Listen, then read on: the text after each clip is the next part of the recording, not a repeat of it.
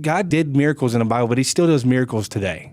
Yes, in the Bible, he made the blind to see and the deaf to hear and the lame to walk, and he raised the dead to life. But I'm telling you, I am a miracle, that I was blind, but now I see. I was deaf, but now I hear. I was lame, but now I walk. I was dead, but now I'm alive. Mid-South Viewpoint, a Christian news and information feature of Bott Radio Network 640 AM, discussing the news, views, issues, and concerns that affect our community. Join us now for today's edition of Mid-South Viewpoint. Hi, and welcome to Mid-South Viewpoint. I'm Byron Tyler. Glad that you could join us. One of my dear friends is Michael Horner. Now, I introduced Bott Radio Network friends to Michael. Has it been a year ago now, Michael? Around that. We first met in church. Yes. I was your Sunday school teacher. Yes, back when I was in middle school. That was really the beginning of something that your life festered in secretly. Yes. In a pornography addiction. Yes. It carried into your marriage. Yes. We discussed this. Yes. God broke you. Amen. I mean, just bottomed out your life. Yes. You almost lost your wife and your family. I did. From that point came a process of sanctification and a process of a lot of growth and continued brokenness. Spurgeon says you teach a man his rights and you'll have revolution, teach a man his responsibilities and you'll have revival. And so revival took place in my life, and as I learned my responsibilities as a father, as a dad, it brought me to my knees and in brokenness continuously. And I kept seeking him because I knew I could not do the things that he had called me to do on my own. And these are areas that Christian men battle with, Michael. Absolutely. You're now involved with a ministry called Man in the Mirror. We spoke some about it the last time you were here, but we're looking forward to really spending this program learning a whole lot more about it. Yes. Tell me a little bit about Man in the Mirror. Well, Man in the Mirror Ministries was started 30 years ago by Patrick Morley. He was one of the top 100 business owners in the state of Florida. From that point, he actually started a men's Bible study around that time. Actually, was started in a pub there in Orlando, and God just blessed that. The same Bible study has continued on today. You can listen to it online, or you can actually go to it at Orlando, in the heart of Orlando. It's just amazing the blessing and the anointing that this Patrick Morley has, that God has given him to reach the hearts of men as well as their families. There's also an initiative right now to reach 10 million men, not just reach them, but disciple 10 million men in our country. That's such an exciting thing for me, because that's what happened with me, as men came alongside me and poured their lives into me and helped me know, what does it mean to be a father? What does it mean to be a dad? What does it mean to live intentionally, not just live in apathy? And that's where I was. I was living in apathy. And when God showed me our responsibilities, other men showed me our responsibility, it made me more desperate for God. You know, I think that's really key what you said there, Michael, is that a lot of guys don't know how to be real men because they never were taught. I saw a news story, and I've shared this on a previous program, about a man who was taken to court for child support. He had fathered 22 children with 4 different women, and yet he didn't understand why he was being brought to court to be responsible for these children that he fathered. Wow.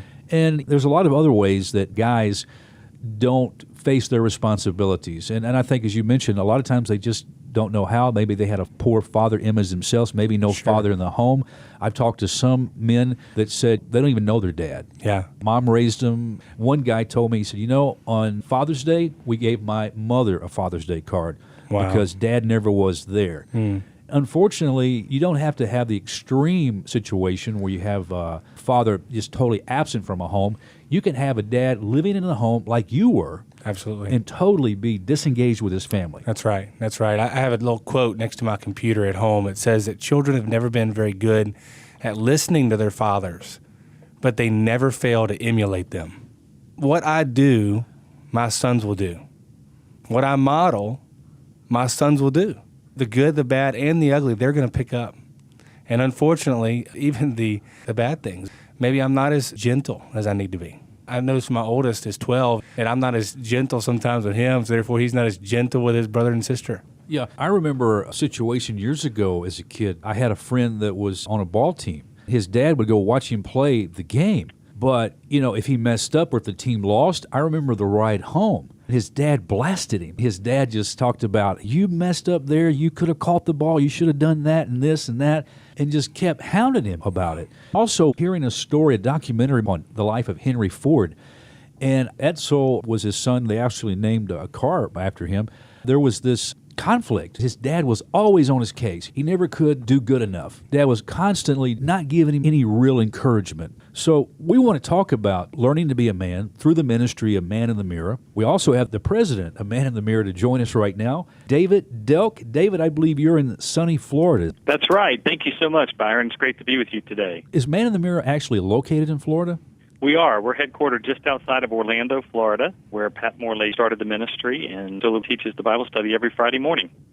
David, what does Man in the Mirror mean to you? We really are focused on helping local churches disciple men. And for me, it's a very personal thing. I mean, I could tell you the statistics. You know, there's about 120 million men in America today, age 15 and older. Of those men, 73 million of those men don't make any kind of profession of faith in Jesus Christ. 73 million out of the 120. Now, of those who do, we know that actually only about 1 out of every 18 men actually being discipled, living as a disciple of Jesus Christ. So when you look at what's going on in our culture today, all of the different types of things that we see in business with the lack of ethics or morality and entertainment, all the things that are really affecting us and our children and marriages and relationships, and you say, why is this happening? What's going on? Well, only 1 out of 18 men is actually learning what it means to live as a godly man, and so therefore we have chaos in our culture. As you talk about a disciple of Jesus Christ, there has to be a certain amount of accountability. Obviously, accountability to God, but we need relationships that can help us to be accountable to each other and to make sure we're on track.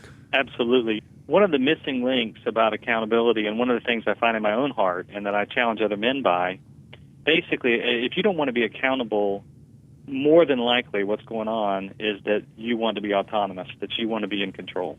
That is a direct challenge to the heart of the gospel, because the gospel is about surrender. The gospel is about recognizing that I am not my own anymore, that I've been bought with a price. So when we submit to accountability and that relationship of surrender to Christ and to God, one of the ways, one of the tools he gives us to help us stay in that place of surrender are friends that we submit to as well. We are a body. It's not an individualistic experience to be a Christian. It's the body of Christ. And as we participate fully in relationship, living in community, in friendship with men, real friendship, we have to give them the opportunity to speak into our lives to help us stay at that place of submission and surrender to Christ. All the men that you do ministry with as you go around the country, we have shared Michael's story, and I just alluded to a little bit of that at the beginning of our program today, with his addiction to pornography that started as a young man and carried on into his life. And we know that is just one area that is really devastating families all across our country. But it doesn't have to be pornography. It can be other issues that men deal with. Talk about some other things you discover that they're struggling with, that they're having to deal with.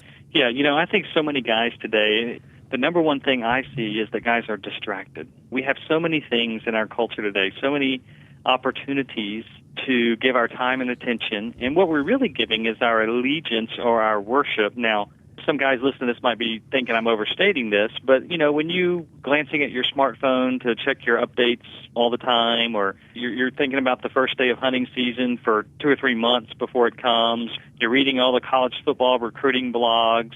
And by the way, nothing against smartphones. I praise God for them. Nothing against hunting. That's great. Nothing against college football. I like watching it too. But these things get out of proportion to the role that they should be playing in our lives. And why? Because our heart is looking for something to worship, to give its allegiance to find that little thrill, that little squirt of adrenaline. And so for some people it may be pornography, or it may be alcohol, or it may be work success, or it might be, kids' sports, or a personal hobby, or whatever it is. But all these distractions that we have around us with video games and movies and airline trips. And so guys find themselves moving from one thing to another, trying to satisfy that deep itch, that deep desire for reality, for meaning, for purpose, for significance, instead of really anchoring themselves in the cross, in their relationship with Christ, finding their identity there, and living out of that identity so that they can then be a representative of Christ to transform the world. You said something there too, David. We look for something to worship. We as humans were created to worship God. but because we're flawed because of our sinful nature. Absolutely. And so, as David just mentioned, we choose things to worship and surround ourselves with that have nothing to do with God. That's right. And yes, we are made to worship. It's an intentional thing. If I'm not intentionally seeking after and worshiping the Lord, then I'm seeking after and intentionally worshiping something else. Whether it be pornography, alcoholism, sports, as David mentioned, anything that takes our affection, it's not necessarily that those things are the issue. The issue, as David was even saying, it scratches that deep itch. It's the heart. It's the heart. We don't need to worry so much about the fruit, which is pornography, alcoholism, drug addiction, whatever we're using to scratch that itch. Those are just fruit sins. The real issue is the three main sins, which is lust of eyes, lust of the flesh, and pride of life. Those are the three major sins, and we need heart transformation. We don't need to be pruners of ugly fruit. Just more ugly fruit's going to grow, and maybe a different kind of fruit. But we need to actually seek after the heart, and that's what discipling men does, is we go after the heart of the man, not the symptoms of what we see. And I heard a man one time that he had this man come to him who was constantly dealing with the same type of sin. And this pastor, he put his arm around him. He says, come spend time with me. Discipling is not just truth. It's not just truth. It's life on life. So it's life and truth in the context of relationship. And so he said, come spend time with me and you'll stop sinning. And so it's life on life, two men walking together. We're made for community. We're made for relationships. We were made not to bear our burdens by ourselves, but to link arms with brothers and do life together. Well, David, I think there's a lot of men that want to be transparent, and maybe in the past they have been transparent. They've become that vulnerable, open, share their heart with somebody else, but maybe they picked the wrong person and they got burned. Maybe something they shared came back in a way they weren't expecting. And they've just kind of closed up and just become a hardened vessel and don't want that. I mean, how can we create a culture where we can be transparent and open, knowing our heart is in the hand of somebody that won't abuse that? That's a great point, Byron, because I think so many men are there. And there's two things I'd say about that. First of all, absolutely, I completely understand, and it is painful. It's a risk. Loving somebody, opening yourself up, allowing somebody inside, sharing what's really going on. These things are risky. You can get hurt, and you will get hurt in a fallen world. Here's my challenge. The first point I'd make is, what's your other choice? I mean, do you really want to crawl up in a shell, live protected, make sure nothing bad happens to you, don't really talk to your wife, don't really talk to your friends? I mean, where does that lead in 10 years and 20 years and 40 years? Is that the life that you really want to have? Or do you want to be the kind of person who is loved and appreciated and has rich friendships and is able to make an impact on other people and see God transform you and transform them? I mean, the risk of being hurt leads you into this incredible world where not only can you be transformed, but you also can be used by Christ to help transform others. And my second point would be this. We need churches where that kind of transparency and that vulnerability is celebrated. That's right. And demonstrated. That's right. Because when it is, then it's inviting to guys to say, you know what? Yeah, you might get hurt, but this is where real life is found. We have done this. You can do this too. Something that you said, David, as far as transparency, a local man, Herb Hodges, lives in Memphis, and he's a dynamic disciple maker and teacher. And he has said transparency leads to transmission of the truth, and transmission of the truth leads to transformation in the life of the individual. Faith comes by hearing, and hearing by the word of God. Right? But it's a lot of times when we're transparent, it leads that other person to drop the wall and drop the facade that they have it all together. They're able to also be transparent. And then that person is able to speak truth into their lives, and people shall know the truth, and the truth shall set them free. I believe that transparency breeds honest, open, fruitful, deep relationships, and the opposite of that kills a relationship. And I believe the times God has used me the most is when I've been transparent. And guys can relate with imperfection. They can't relate with perfection. I have this book that I read one time called True Faced.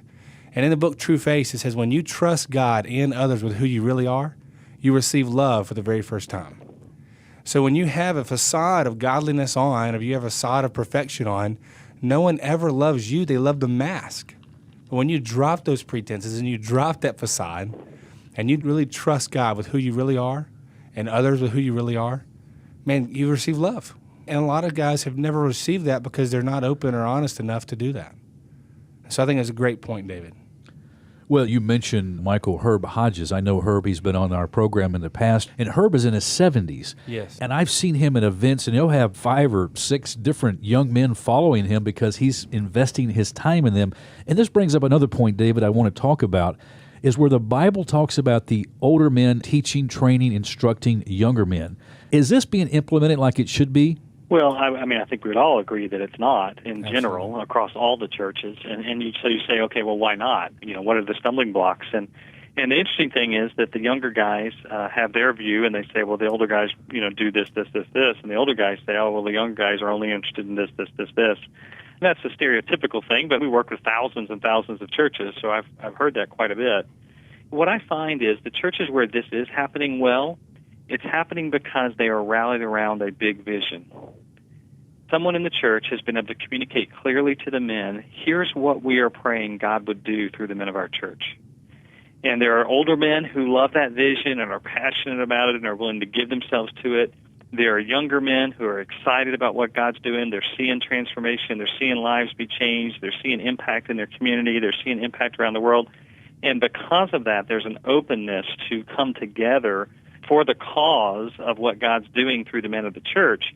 It's very difficult to get young men and old men to come together for the cause of having a monthly breakfast or going on an annual retreat or having a meeting once a week at a church or whatever. It's just not the kind of thing that people give their lives to. People want to give their lives to something where they believe that God is actually moving and is going to make a difference in the world. And so one of the key ideas that I think churches can really latch onto is how do we inspire our older men with a vision for what God's doing and how he could use them in the lives of younger men. And then how do we inspire our younger men with a vision of what God's doing and how they can learn and grow through the wisdom that the older men have to offer. And I was just thinking, David, as you talk about these older men, you have to have a servant attitude. Sometimes I think the older generation, and I'm starting to fall in that category, say, well, I deserve a certain amount of respect, and the younger people should listen to me because I've been there. Well, somebody doesn't want to hear somebody that thinks they know it all. But if you have that servant attitude, and practically, if an older guy knows how to, say, fix something on a car, there's a lot of young guys, married guys, that could help save some money in their family that might not know how but would like to learn. Some of the truest discipleship could be under the hood of a car with 2 men, an older guy sharing how to change out a starter or maybe a transmission on a car. I guess real-life experience is what I'm talking about, David. You mentioned about having these special meetings and things, but isn't discipleship about just being? Absolutely. The discipleship really has 3 parts to it, the way we look at it. The content of discipleship, that's what you need to know. Jesus taught things, and he wanted the people to know what he taught, and he talks about go into all the world and teach them. And so there is clearly content of discipleship, but discipleship is also relationship. It's relationship with Christ, but it's also relationship with a person, people, and the impact that has on it. And then it's a process. It's a process of how do we engage personally with that content and those relationships, but also for the church, it's a process of how do we think about getting more men and women, but more men engaged with whatever content we're trying to communicate and these relationships that we're trying to create. And so there needs to be a variety of ways for men to connect with one another. Right. Could be through interest-oriented things like you're talking about. Guys love relating shoulder to shoulder a lot more than face-to-face. Sitting down and talking to one another in a room around a table, but if I'm building a fence with somebody or changing the oil or whatever, then now we can have a real conversation because we're doing something. So if we can respect the kind of the wide to deep continuum where men are on their spiritual journey, engage them intentionally and help them take a step forward with Christ and in relationships with other men, then we can begin to build those kind of relationships where guys find themselves in community having a real friend, someone that's talking to them about how they're doing in their relationship with Christ, and somebody that really cares whether or not they grow. Man in the Mirror has a presence right here in the city of Memphis because Michael Horner is here. And your position is connecting with churches in our community. Is that right? That's correct. Basically, Man in the Mirror, their desire is to, like I said, reach and disciple 10 million men across the country. So I'm essentially one of 330 area directors that will be. How many area directors right now, David, are on the field? 64. 64 area directors on the field. I'm one of those 64. Eventually, we will be 330, one for every 1,000 churches and million people. So my area is Southwest Tennessee, and my desire and my job is to come alongside these churches and be a tool, be an instrument that they can use to help reach and disciple the men in the church. We have something we call No Man Left Behind, and that is basically our desire is that no man in the church will be left behind. We don't necessarily talk about men's ministry, but we talk about an all-inclusive ministry to men. How do we reach all the men in the church, not just the men who are coming on Sundays or Wednesdays or Saturday nights, but men, all men in the church. And that means men who are sitting at home, whose wives come on those nights. How do we even reach those men? How do we reach the men like the Creasters, a guy who's come on Christmas and Easter, but don't come any other time of the year? How do we reach those guys? How do we reach the guys in our community? We help churches think bigger than what they're already thinking, and we help them take the things that they're already doing and make those things better and also introduce them to new things. The theory behind our ministry is No Man Left Behind, which is an all-inclusive mindset to how do we reach all these men and intentionally and strategically grow them from being lost to being men who give their lives away for Christ and for the church. And so our desire, as David said in the very beginning, is not to go around the church, but to help the local church, to go through the local church to reach and disciple its men. And so we do that with a process, with a strategy. If the theory and the blueprints behind our ministry is No Man Left Behind, the tracks to run on will be the JBM, or the Journey to Biblical Manhood.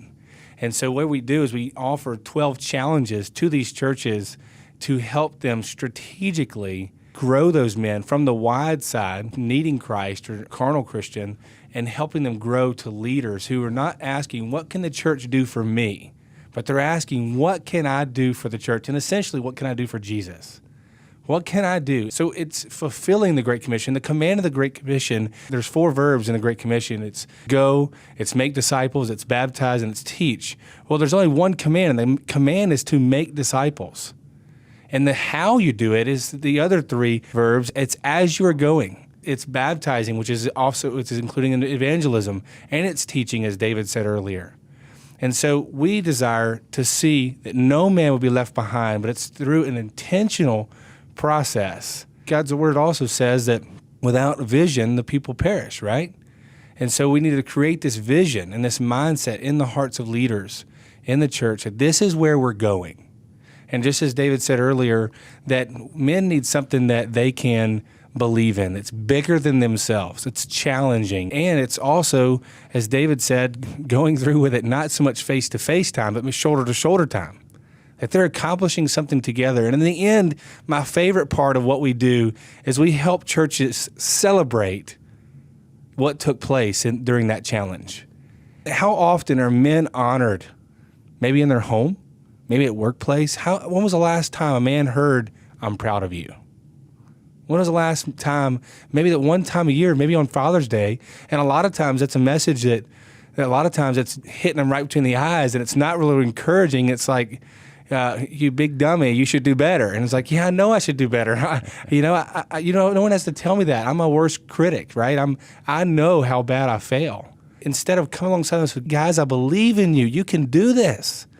And really they can't unless it's Christ in them and through them. We all need to be believed in.